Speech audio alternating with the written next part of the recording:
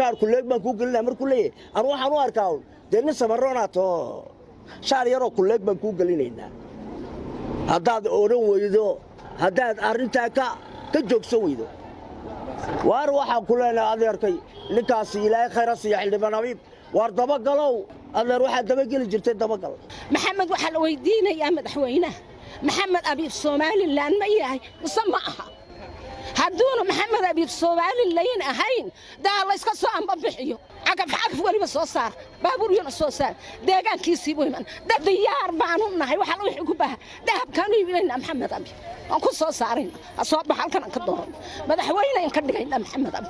هاي السلام عليكم حلبان محمد أبي يوسف وحلبان كتير أقل كدورها وكيلة الصومالي لأن إسلام مركزنا لقى صوت وتقبل الكاودل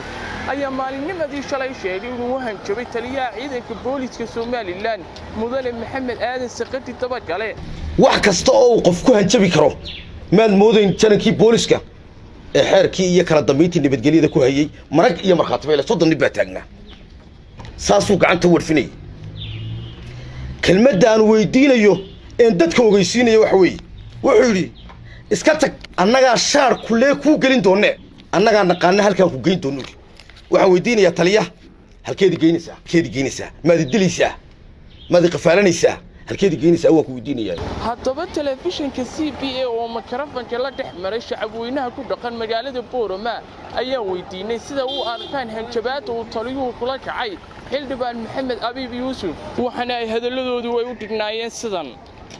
Ramadaan Kariim marka hore arrinkaas waxaan ka maqlay miidiyaha ayaan arrinkaasi isaga ah ka maqlay in xildhibaan abiib xildhibaan abiib uu ra'yigiisa soo bandhigay oo ku soo bandhigay yani moogtay ra'yadii moogtay meeshii gubatay oo kale uu soo bandhigay hadda jeerna xildhibaan abiib wuxuu ka hadlaa waxa waaqica ee dhaca ee Soomaaliland ka dhaca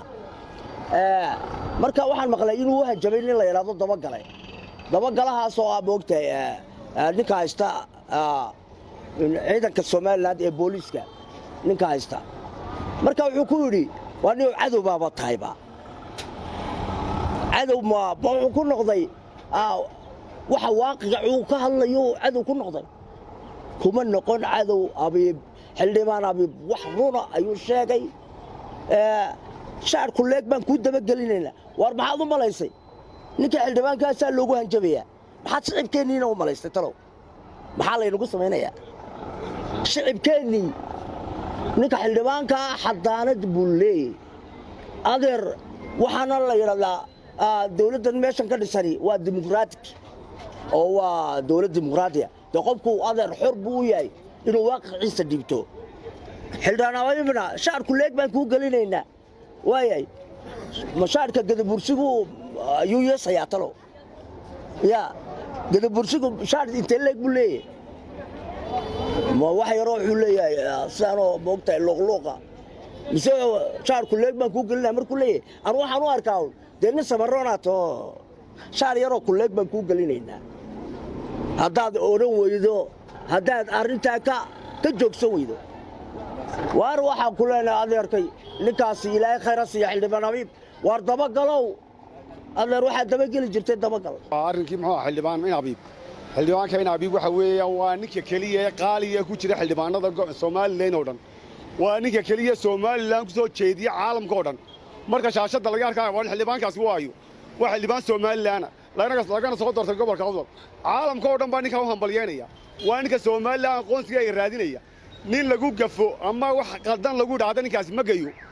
waxaan leenahay ninkan la yiri shaar kuleeg baan ku galinaynaa waxa weeye adigana sharci kuleeg baa lagu xiri doonaa waxa weeye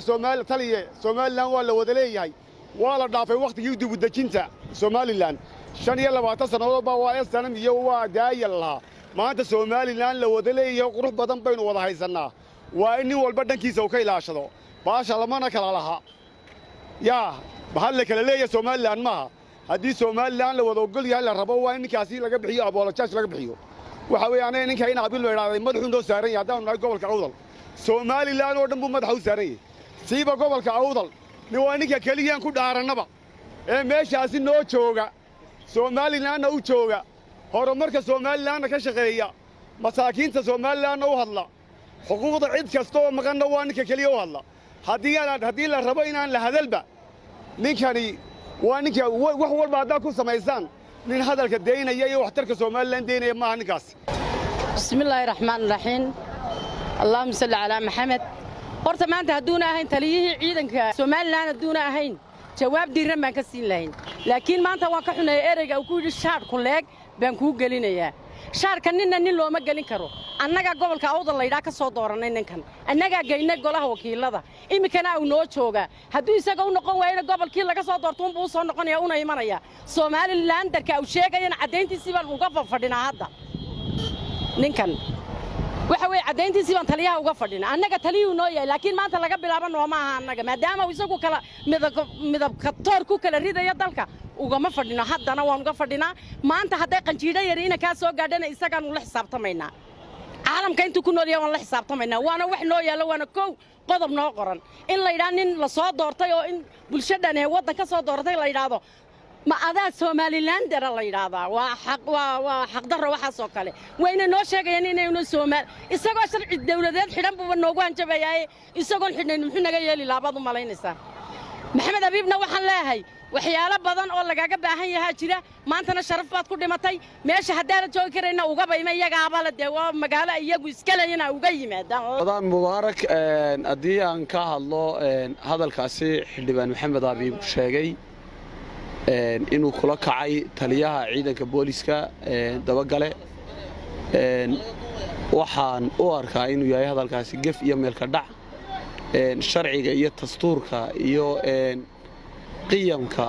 siyaasiga ee yaalana uu garab marsan yahay waxaan u soo jeedin lahaa xukuumadda inay sharciga ilaaliso gaar ahaan taliyaha ciidanka booliska waa mid looga baahan yahay inuu sharciga ilaaliyo sharciga haddii uu taliyuu ilaalin waayo bulshadii siday noqonaysaa maxaase laga filaya marka hadalkaasi waa gaf iyo meelka dhac xildhibaankana raaligelin laga bixiyo baan leenahay bismillaahir rahmaanir rahiim salaamu calaykum waxaan u arkaa khalad maxamed waa la dhowr goostay raganimadiisaana lagu dilaya maxaad u hadashaa leeyahay maxamed abiib oo khaladka u sheegtaa khaladkana wuu sheegi Soomaad akhri ka khalad iyo ka saxaba uu ka jawaab maxamed waxa la weydiinayaa madaxweynaha maxamed abiib Soomaaliland ma yahay musama aha hadduuna maxamed abiib Soomaaliland ahayn daa la iska soo amba bixiyo cagaf waliba soo saar baabuur yana soo saar deegaankiisii buu iman dalkiisii buu iman waxa la wuxuu doono buu warama ka sameey diyaar baan annagoo dumar ah diyaar baan nahay waxa la wuxuu ku baaha dahabkan iibinayna maxamed abiib aan ku soo saarayna soo baxalkan ka dooran madaxweynaha in ka dhigayna maxamed abiib hay السلام عليكم ورحمة الله وبركاته horta walaal aad baan islaamaya Ramadaan Kariim aadan runtii arintaasi waa arin aad loo waxmaado sidaan aaminsanahay anigu ra'yigayga aniguna muligay horta kama hadin meel miidiyaha laakiin maanta waxaan u soo kacay oo iga hadliyay wax kale ma waxa weeyaan ninkaas wax xildhibaan ninna waa taliyuhuna waxa weeyaan isagu wuxuu qaabilsan yahay amniga qaranka Jamhuuriyadda Soomaaliland xildhibaankana annaga dooranay codkayga aan ku dooranay annaga dooranay xildhibaanka wuxuuna ka soo jeedaa gobolka Awdal anigu ninkaasi 100% waan taageersanahay maanta hadday wax gaadhaan ninka waxa la weydiinayaa taliyaha booliska Jamhuuriyadda Soomaaliland ee la weydiinayaa mid kale haddaan mid ku daro waxa weeyaan anigu waxaan nahay gobolka Awdal iyo gobolka Salal qad garata gobolka Awdal iyo gobolka Salal ayaan ku soo jeednaa ninkaan annaga dooranay waxaan weeyaan muhiimadu annagu waxaan raadinaa ilaa imika ninna matala ninkaasna wuxuu u eegyahay ninkii matala lahaa anaga dhammaanteena matala isku keen lahaa anaga ayaan aaminsanahay xildhibaankii marka saa loola hadlayo anigoo shacib ah maxaad u malaynaysaa waan ka xumahay niyo runtii arrintaa aad baan u cambaaranaya hadalkaa ka soo yeedhay taliyaha walaal waan ka xumahay inuu maxaan ku raayay xildhibaanka uu hanjabo maxaan ku raayay waxaan odhan lahaa taliyaha talaabo sharciya laga qaado marka maxaan ku raayay maxamed abi waa nin bulshadu dooratay waa nin la jecel yahay nin aad u jecelahay maxaan ku raayay Soomaaliland oo dhan baa dooratay waa la jecel yahay marka anagu ka xunnahay in saa loola hadlo marka talaabo sharci laga qaadan oo dhan lahayd halkan in la gubaysanayo maanu haystaa dusha laga haysto bebigeega dusha laga haysto maanu haystaa halkan oo la isku hanjabo naftu maanta haday ka baxso runtu ma sheegaano cabdirasaaq cumar macadowliyo telefishinka CBA Boram